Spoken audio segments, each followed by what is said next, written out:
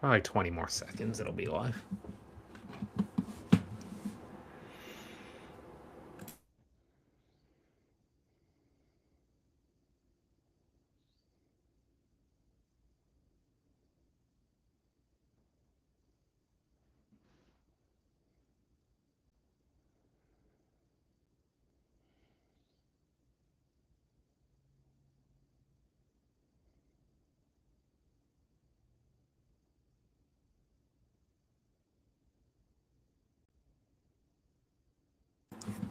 Making of a Marketer back here again to talk a little bit about funnel breaking, breaking the norm, our usual types of topics. And Jess, it's been a second since we've been together. So, first and foremost, how's life? How's marketing? How's AI? How's creativity? Like, what's going on in your world these days? Well, I wanted to get your take on Survivor and Mr. Beast on Survivor. What Oh, did you yes. think? I mean, Yeah, talk a few about weeks ago. breaking the model. Yes, and for our listeners, they all, well, the ones that have listened well know that I'm a big Survivor fan. I've tried to get on the show a handful of times. So I'm in the weeds. It's a very special season 50. They've done this twice now. They did Zach Brown a few episodes before that where they brought some celebrities on it. Initially, the show just is not about celebrities. So it's like highly controversial that they're like mixing them in a little bit. But they did, Zach Brown was kind of just there. So it's kind of random. We talk about celebrities a lot on this show. And it's like they can work for you if they have a purpose for the customer and a purpose for like your brand. He was just kind of like thrown there and went spearfishing. It was weird. But however, Mr. Beast actually had a concept for the show that was integrated into the show that resulted in a coin flip where if it hit the wrong coin, the person was voted out. If it hit the right coin, it meant Mr. Beast would donate $1 million to the show, and then the prize winner gets $2 million instead. So I feel like the incorporation was different for the show, Jess, but it felt a little more natural because it actually like had a sort of engagement into the show. So I was kind of just neutral on it. Like it elevated his brand, it connected a few brands, it created a viral moment for the show. But the show already creates viral moments all the time. Jess, it doesn't really. I don't know if it needed it, but it was a special season. So I let it pass. I was just neutral. It was just like it was there for me. I saw maybe some potential thread to Marketing Island. Yep.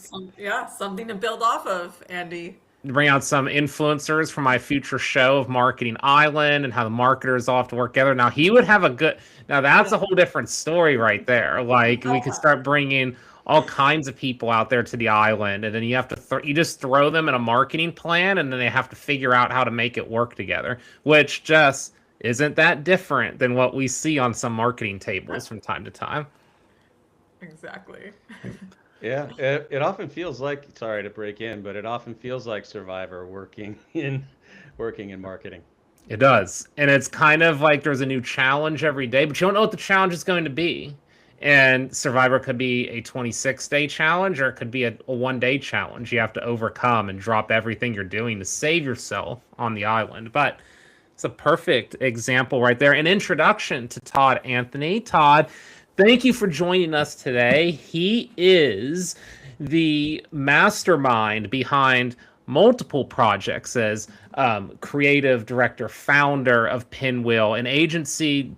Todd, I'll let you kind of introduce it yourself, doing some great things in the industry right now. And also, something I would note that we'll get into more and more is beyond Pinwheel, Todd, you have great expertise when it comes to what you've done in journalism. We have a little bit of a Yahoo connection I don't think we've explored yet. So we have a lot to talk about today. But first off, thank you for being on the show. Oh, thanks for having me. Really appreciate it.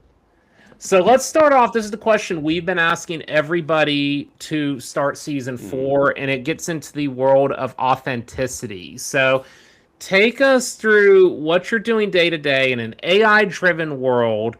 How are you still showing authentic to both your peers and really maybe just towards yourself and your creativity on a day to day where AI is surrounding us at every corner? Mm. Well, I mean, I'm, I guess, blessed to be extremely opinionated. And so when I use AI, often I throw whatever it gives me out the window and say, "Oh, this is terrible," and and then I just do what I was, probably should have done anyway. So that's part of it. But I do also use AI quite a bit in how we are sort of forming the agency now, how we are using the technology with clients. But when it comes to creative, we're not leaning in to having it do anything for us, because we believe in, the human sense of judgment and taste and quality and the sort of first person experiences that really go into creating high impact quality creative work. I love this. It sounds like you are using it as a creative constraint, Yeah. almost like if AI Yeah. is saying Yeah. this, Yeah. then yeah, my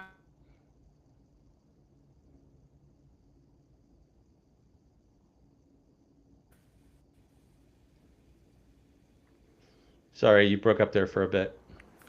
yeah, so yeah, basically saying like, okay, AI is saying one thing, and Hmm. if they're saying that, then I got to go the other way. Yeah, that is very astute of you, Jess. I am kind of a contrarian by nature, so I just need somebody to tell me something I don't agree with, and then I have all kinds of creative ideas. Uh, oh my gosh, this is like a therapy session almost, but like, um, I often rail against the creative brief that comes in. I get really frustrated with it, and that's part of my process. I get I get frustrated, and I like write this email um, back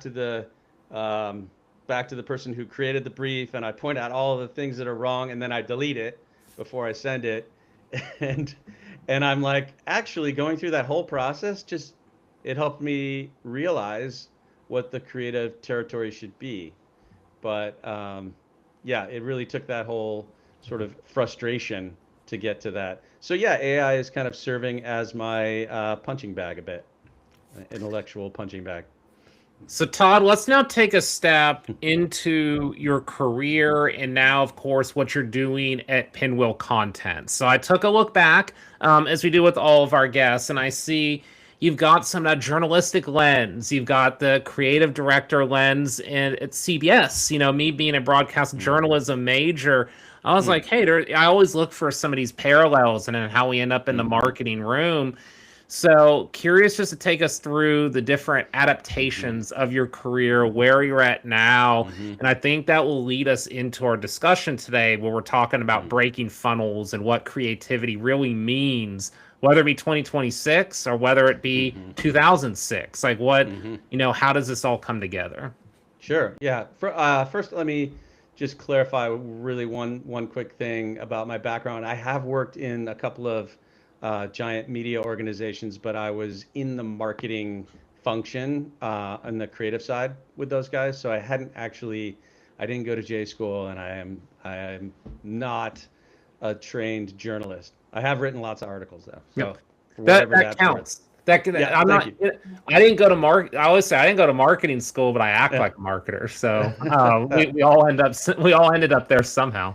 Yeah, I studied poli sci, so Um, cool. Well, I'm the son of a lawyer and a psychologist, and so I sort of realized pretty late in life what that meant, and what that meant was that I'm doing exactly what I was trained to do right from the start, is understand people and try to persuade them. And so my career started out. First of all, I've done a million jobs, and I won't bore you with all of them. But I started out as an account executive at McCann Erickson in Prague, Czech Republic, back in 1992. Just to date myself real quick, and then I switched over to the creative side a few years later, and went to the Portfolio Center to get my copywriter book together in Atlanta, and then went to work for lots of sort of big global agency names in San Francisco, Ogilvy, J. Walter Thompson, Young and Rubicam, and so that kind of prepped me to start my own agency, which I started as kind of a reaction to the big agency model, which preys on young people, dupes clients into thinking that senior people are doing the work when in fact it's junior people, which they're making tons of money on their back, and all these other things like overpromising and being like really slick in meetings and schmoozing and all that stuff. It just seemed like a lot of BS to me. Can we say bullshit in Yeah, your no, podcast? it's allowed. We put the Okay. explicit label on there, and then I was Okay. part of it. Todd, Okay. this is a story I tell everyone. It's been told on this podcast for 4 seasons now. Huh? I was the 20-something-year-old making less than 50K a year that was writing content for Huh? hospital systems. And it's like, Huh? well, how did you learn how to write like HIPAA compliant Mm, marketing? I mm, just one day that was my client. I started doing it. So yeah. exactly, I was the person that Yeah. did it. Hey, I Yeah. like spun it into something, but you couldn't have Hmm. explained that model any better than what I've Hmm. seen in my personal experience in some of the agency world. Yeah, yeah, it's a lot of BS, and so our the agency that I wanted to start was just like, because I've also worked, so I've worked internally, I've worked in agencies, so I wanted to create something that clients would want as their internal agency, but has the independence that is also beneficial to clients, and this sort of focus on excellence and process and things like that that are sometimes hard to get away with when you're internal. So that's kind of how we built it, and we're trying to be as um, integrated with the client's business as we can be, and as helpful as we can possibly be. So, no, I I, don't want to continue rambling. no, you're not. I love this background. Mm, Deeply connecting with customers. That's my line. Andy mm, knows that as well. hmm. I'm really curious, just given some of these influences that you had from your parents, the lawyer, the Hmm. psychologist. Yeah. What did you pull, or like what did you observe from what they were doing Oh. to now this in this marketing role? Like again, how can I like deeply connect with these customers? Yeah, I mean, oh, that's a great question.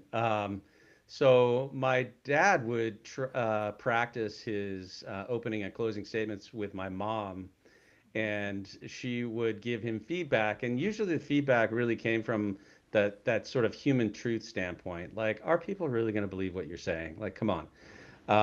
And so a lot of times when she was pushing back, I was hearing the psychology side and sort of how he was connecting with his audience. And then I would see him sort of course correct and do it better, basically. And so that was part of my growing up. Also, we were interrogated at the dinner table every single night. Cross-examined, I think is what they call it. And so I was taught to really defend my ideas, which is helpful in on the creative side because you're essentially selling ideas, and oftentimes selling means defending in a sense, if you will, sort of like, yeah. Go ahead. So take us through that world, because now we're gonna get into the meat and potatoes now Hmm. for those Okay. of us that have Midwestern backgrounds. They know exactly what we're talking about there. Being a creative director now, Todd, owning an agency, Mm, 2026. mhm. What is changing in this world for you, and what has stayed the same with the type of work that you're producing? All right, well, I'll start with what's stayed the same because it's easier. So, as a creative director, the job is sort of the same as it's always been. The creative director's job is their sole responsibility is to improve the quality of the work. And it comes through in how you recruit your team, how you train them, how you mentor them, how you nurture them as creative thinkers, and how you push the work. And this is often an influence, by the way, that's missing in the work if you're in-house because either the role doesn't exist, this sort of creative director role, or the creative director is pulled in too many different directions through meetings, politics, et cetera, to genuinely do this kind of work. Or it's someone junior who got promoted and was never sort of given the mentorship skills and training that they need to do that job. So that's part, I think, of what an agency's advantage is. And I know the work is better than it would be without that. In terms of what's changing, and kind of the elephant in that question is AI right now, and all the different ways that it's changing the business. I was just looking at a LinkedIn post today from a leader in the agency space, and he was saying how a lot of new agencies are actually forming around the technology as opposed to just thinking about how they incorporate the technology. So these are AI first agencies, and then a lot of other agencies are like, well, we're figuring out how it incorporates into the way that we already do things. For them, it's like AI is how we do things. So if you know what I mean. And so that's happening. We're one of the agencies that is figuring out how we incorporate AI into how we do things. And we're not AI first, but we're AI forward. And we're doing a lot of different things with it.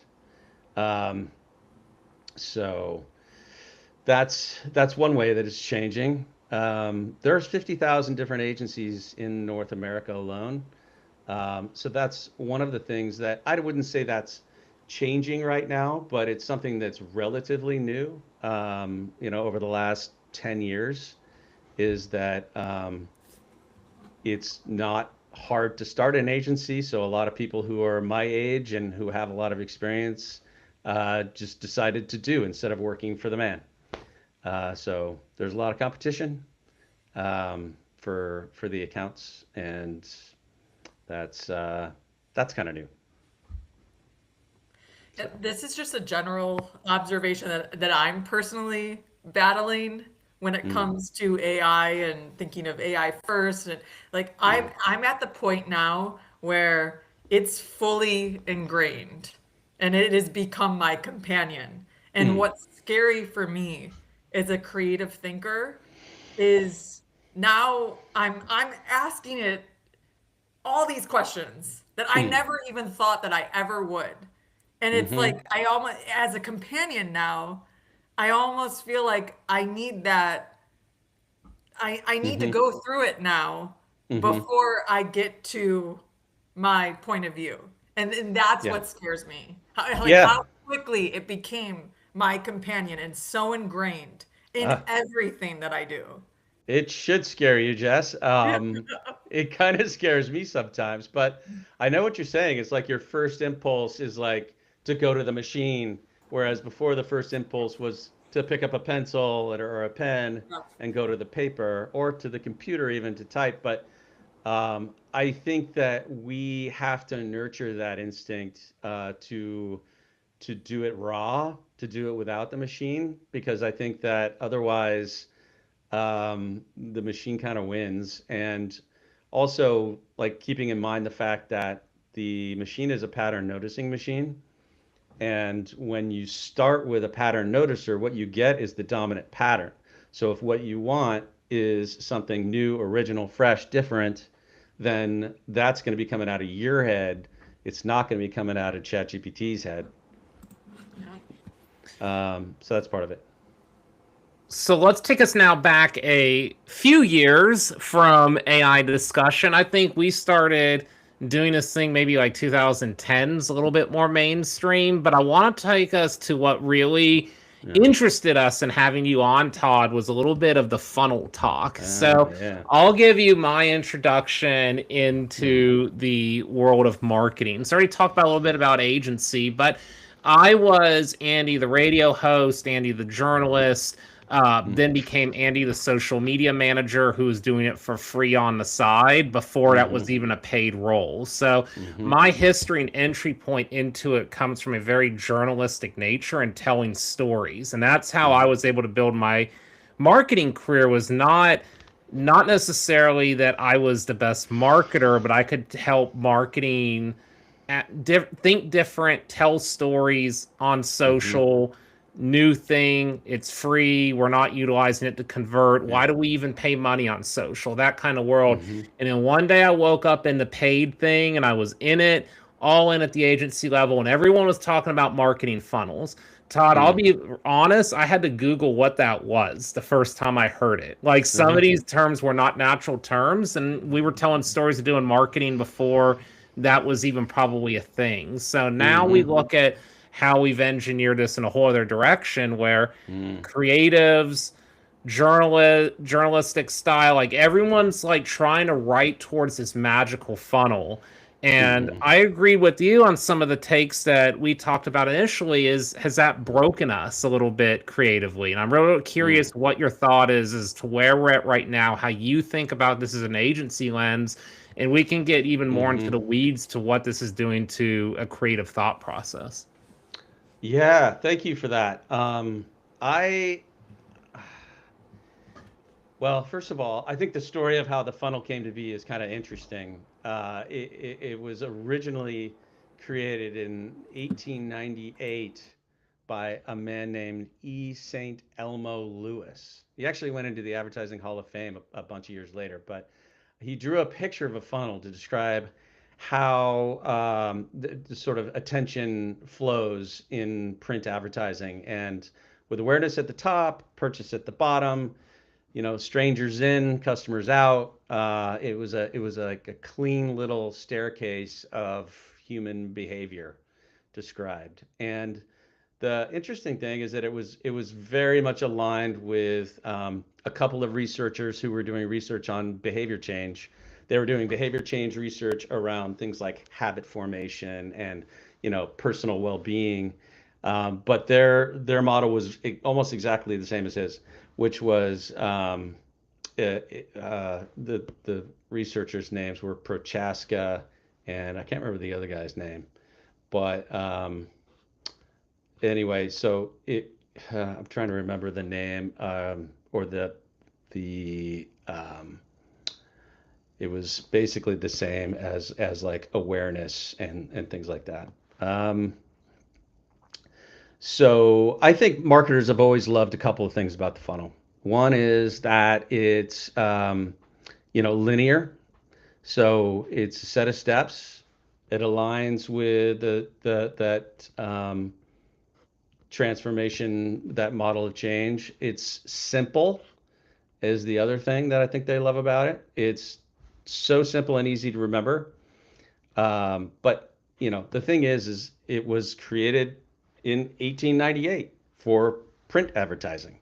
So, and there's a bunch of things that have always bugged me about it. One of them is the fact that a funnel, everything that goes in the top of a funnel comes out the bottom. I mean, let's talk about that. Like, right? Everything that goes in comes out, right? So in that metaphor, every single prospect that goes in your funnel would be coming out as customers at the bottom.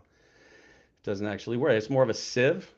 So the second thing is that it assumes that the customer's decision-making process is linear, but it isn't.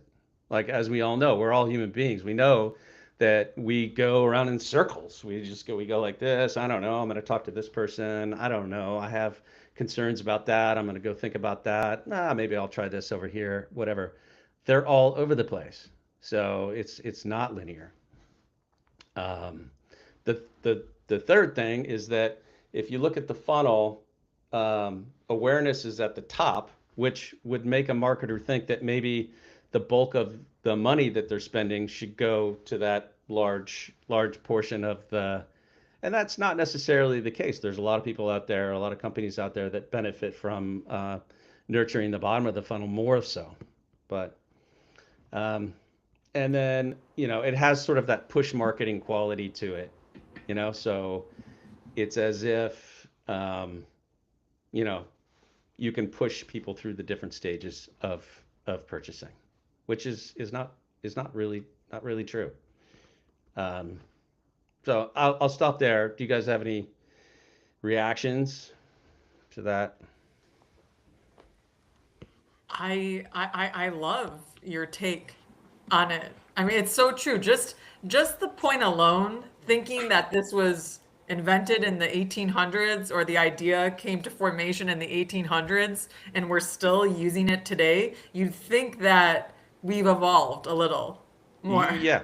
since then. Well, particularly with digital and like the ability to target people much more carefully, wouldn't we be able to like target specific mindsets, specific concerns, things like that in how we target?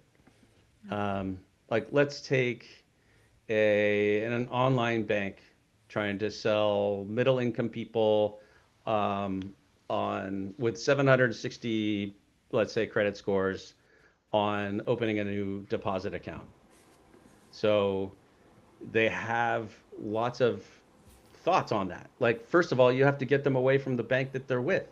And so they might have a lot of feelings about that. Maybe they don't like the bank that they're with, but they're comfortable. They know how that bank works. Uh, you know, is this legitimate? Like it's online. Like I don't know. Why is their rate higher? I don't know. Uh, is my money even safe? Like where does my money go?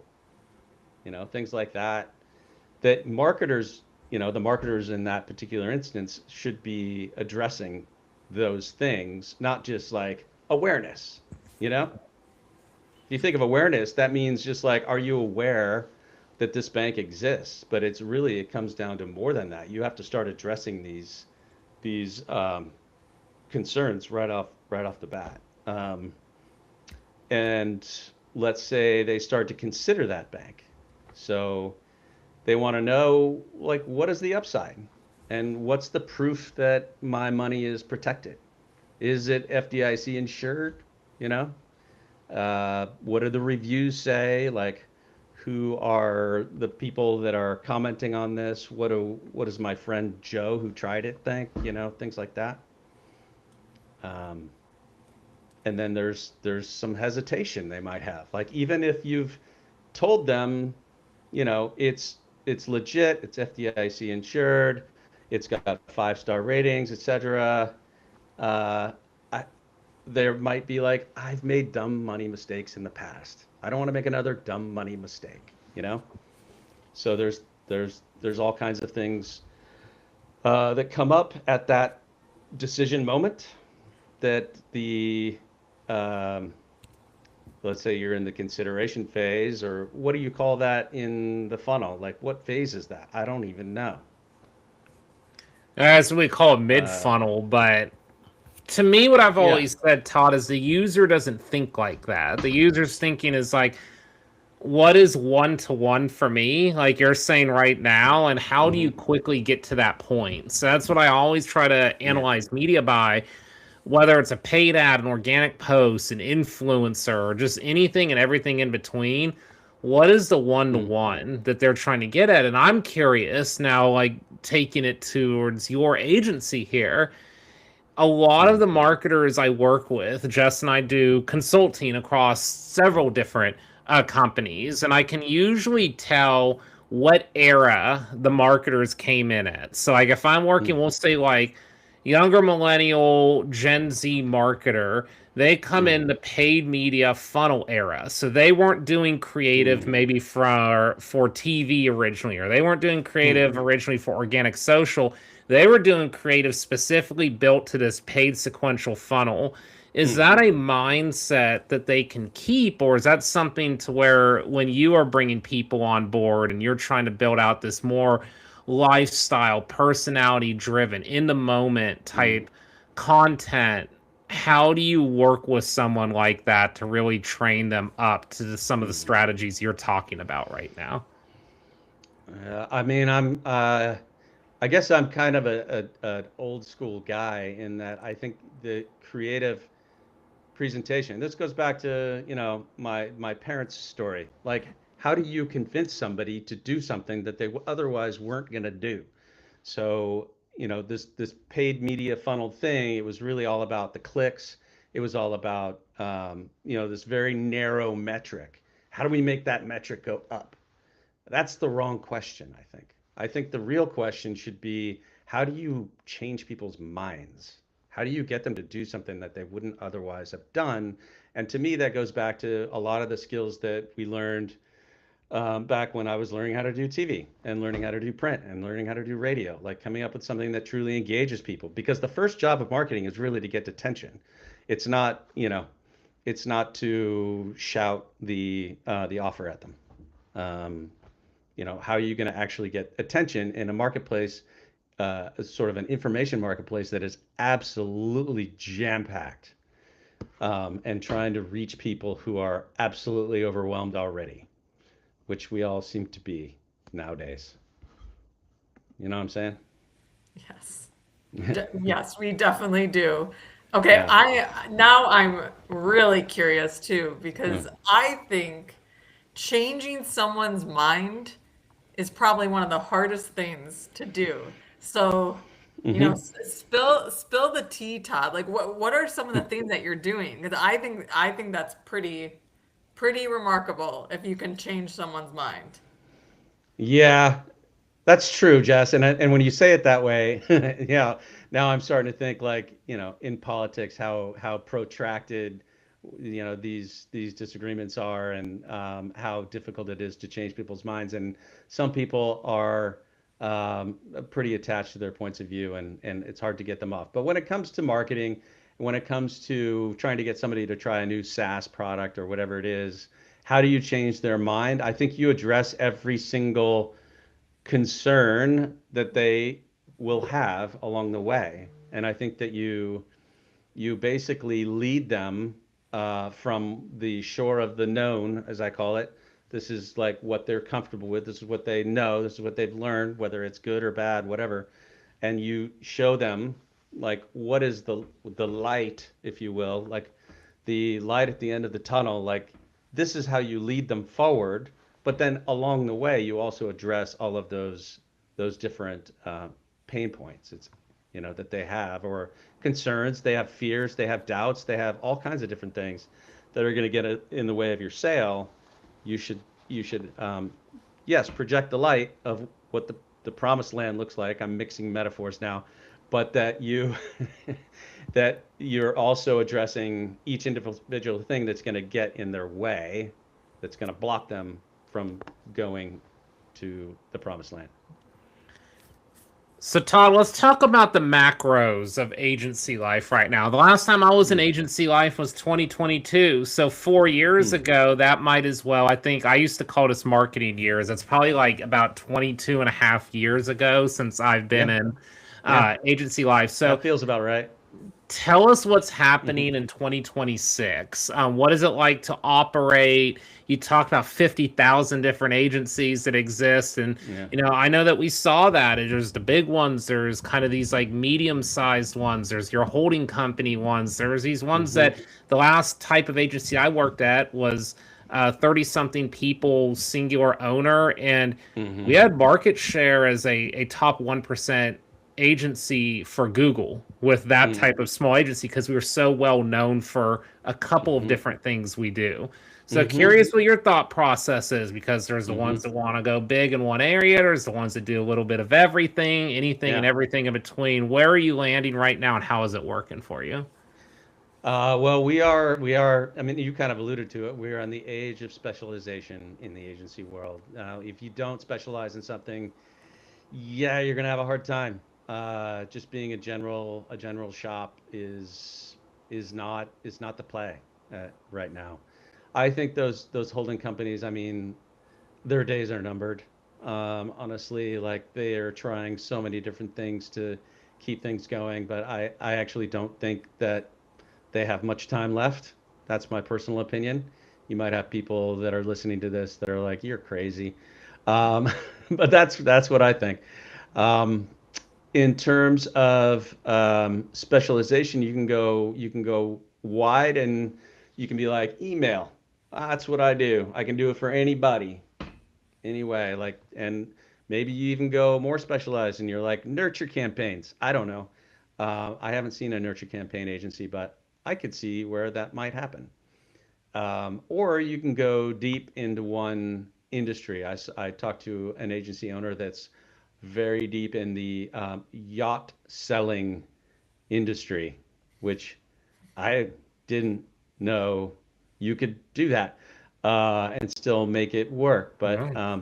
the rubric that I've heard, and this may be true or it may not be true, but whatever niche you're looking at, it should be between 2,000 and 10,000 potential clients in that. And you should also look at how many competitors you have in that particular area, of course. But yeah, so that's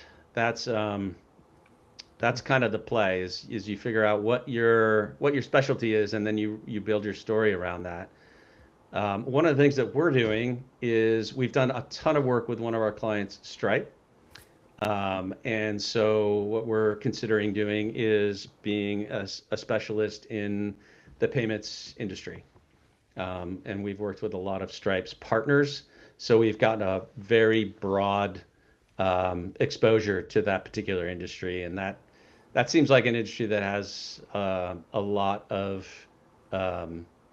momentum right now. It's funny you bring So, that industry up. That was one of yeah. my Mhm. last clients in agency life was in that industry and had never handled it before in my life. And we Ah, went through a crash course because yeah. literally the competitor said, I said, who's your competitor? They said Stripe.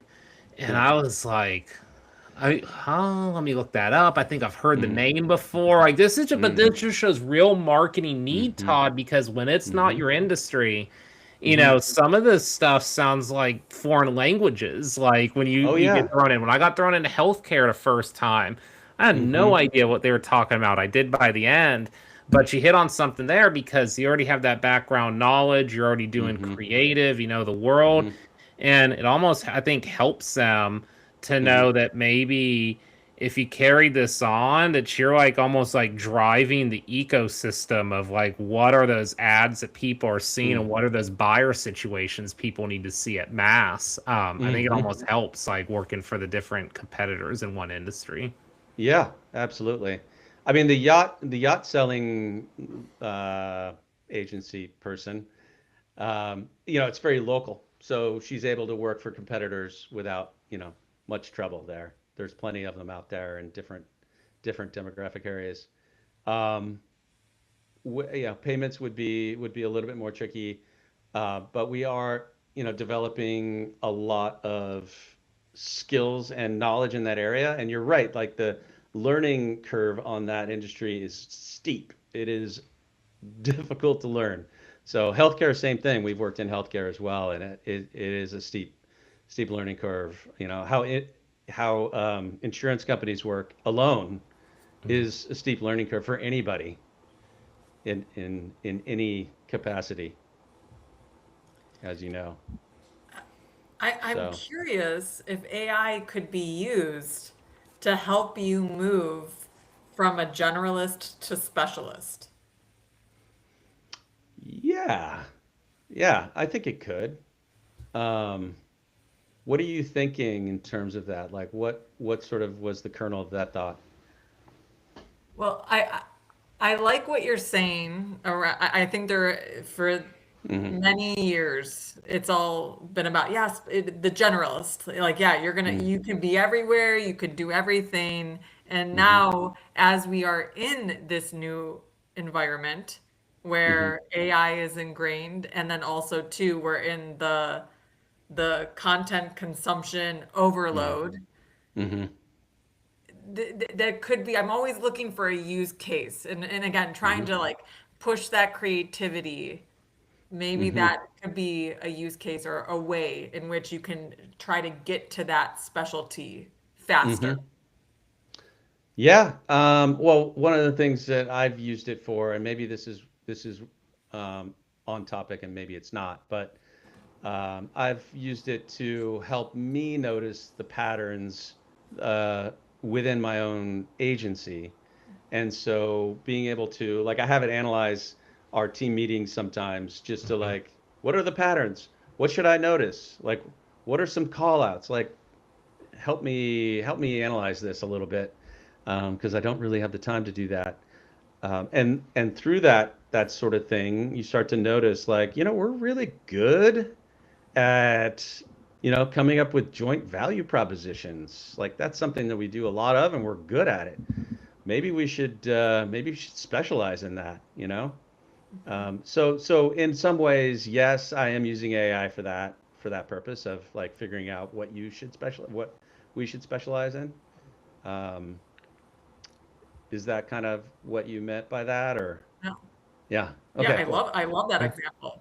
Yeah, So I think this is a yeah, perfect way to wrap here, Todd, yeah. as our final question of the interview.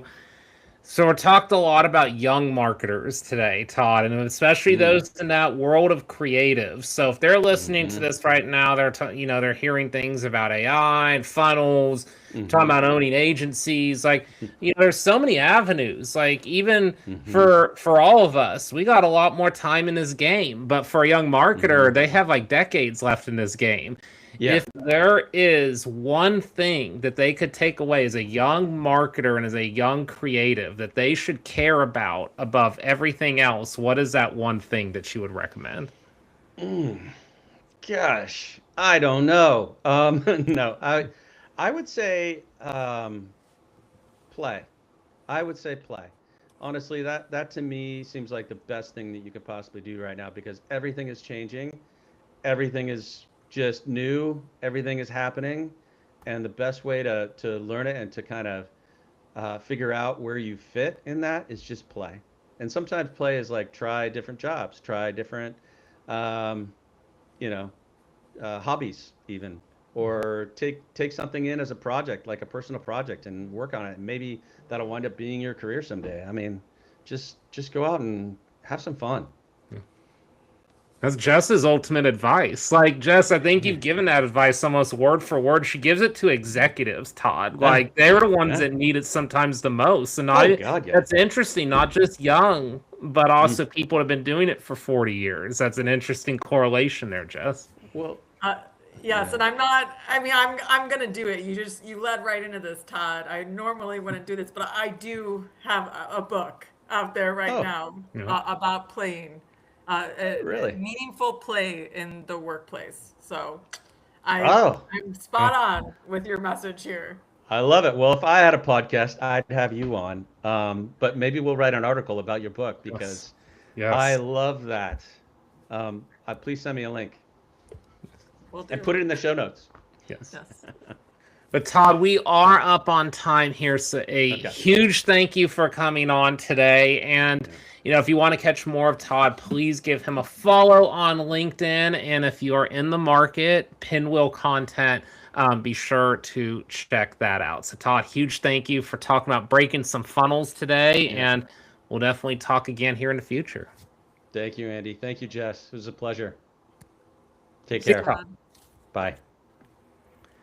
Well, that's like the ultimate like ending to this show, Jess. That he like comes out the one thing, and I would say that's the one thing that the two things. If you listen to Jess a lot, it's that you need to play and that you need to focus on the customer. So I was like, he hits you at that at the end is like icing on the cake. I swear we did not plan this. And look, I'm an ineffective marketer in this space. I can't even say it. I'm supposed to be pitching and saying it all the time, but Yep. yeah, but no, I loved his perspective, and I just really think he's the epitome of why we need to critically think. Yep. Like I now I'm thinking that creativity, I always thought creativity is number one as far as skills and what we need to really unlock. But now, just given the environment that we're in and what's happening, I think critical thinking is number one now, followed by creativity. Yeah, because I mean, like the AI or some marketing executive or someone, they all can give you the advice, but it's the critical thinking that comes after it and how that applies to your individual situation that's really going to matter there. And that's what I think is so interesting about his journey. It takes him to so many different places, but it's like, hey, that could be your career one day. And I don't know. I just feel like we've talked about this a lot on the show. There's so many marketers that become trapped at different points. And I think even anyone. I mean, probably all of us at different points get into like this trap mentality. So you have to like use this as an exercise because it's constant reinforcement to yourself of the things you can do as a marketer to drive forward. Definitely. Yes. 100 times yes. Yes. But no, I will close out here. So we only got a couple minutes. We'll wrap up. But to your point, Jess, I didn't want to like get us like too far off base. Mr. Beast, I want to come back to this and like close out right here because this is still interesting because we've had a lot of talk about influencers lately, and that's where we are overdue for an influencer episode. So no, this is on my mind right here. The first thing I thought of when I saw that though, Jess, is I was like, oh no, they just slapped an influencer on this show. And that was my first thought. I was like, Jess is gonna be upset. And I was like, I'll see how this plays out.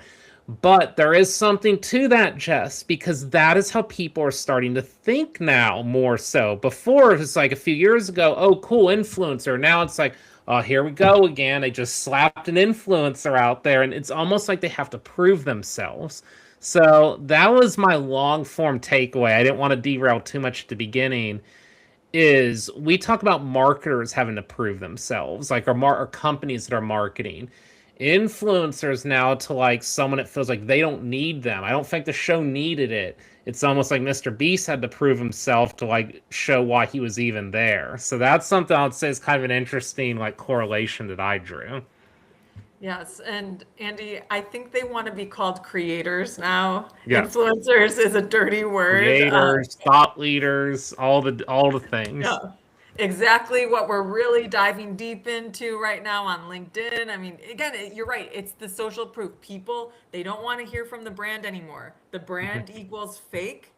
Yeah. People are what's real. And actually, I think this is a positive to the AI surge. Yeah. Like, we've talked about this in previous episodes. I think the AI surge is actually pushing us more to people, trying to reestablish this connection with people. Yeah. And then as a person now, like, are you the AI? Are you the brand? Or are you the person? Like, if you can find ways to make those natural segues, that's where a program like that could win. Because honestly, a lot of people knew that was coming, that episode, and they were really upset. But then they watched it and they're like, okay, it wasn't as bad as I thought. So like, but see how that goes. Like, it's kind of that fight that we all have in marketing. Absolutely. Yes. Yeah. And you're right. It's all subjective. That's why we can never say, yep, this is absolutely going to work. Like we can guide you, but now Todd is telling us that we can actually change people's minds, which I love. Yeah, but Jedi mind tricks. Yes, but it's fantastic because I think it just ties back to what Todd is trying to do too. It's like break the funnel and break the perception. Yeah, like, go do your thing.